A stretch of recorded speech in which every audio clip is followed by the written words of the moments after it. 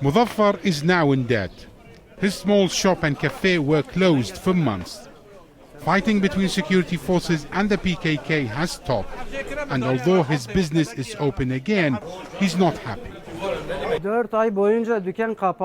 The people had nothing. They were hungry. There was no work, nothing. I'm in debt. I'm relying on my credit card and I don't know how I will pay back the bank.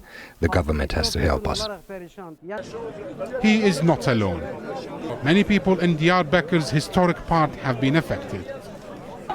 The district of Sur is the hardest hit. The government imposed a curfew in late 2015 and launched a military operation targeting PKK members and affiliated groups. The fighting went on for months, house to house, street by street. Local aid groups say between 40,000 to 50,000 people were forced to leave. The damage is estimated to be tens of millions of dollars. Over 2 weeks ago, the curfew was lifted and life is slowly returning to normal. But tensions remain. Police in plain clothes are everywhere. The police say some areas here remain dangerous. Some areas within the old district of Sur remain under curfew. The government doesn't allow anyone to go back to that area. As you can see, there are barricades still set up. Turkey's Prime Minister has promised to curb what he called the terrorism of the PKK. Speaking from the city's historic part, he pledged to rebuild Diyarbakir.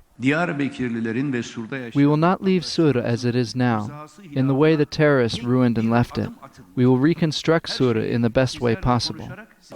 But not everyone here trusts the government. The fighting was like a living hell. This is dirty politics from both sides. No, I don't believe what the Prime Minister says. I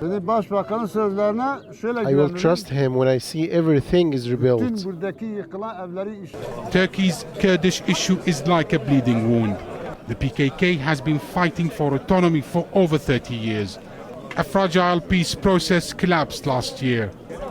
Restoring trust will take much more than rebuilding homes and livelihoods. Omar, Saleh, Al Jazeera, Diyarbakir.